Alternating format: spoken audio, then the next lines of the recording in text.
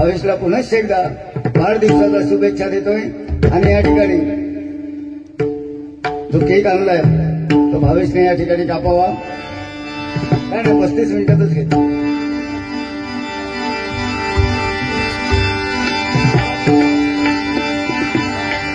सारा दिवस आज घाईचा,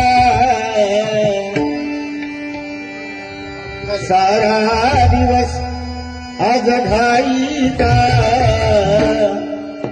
वाढदिवस आमच्या भावेश भाईचा।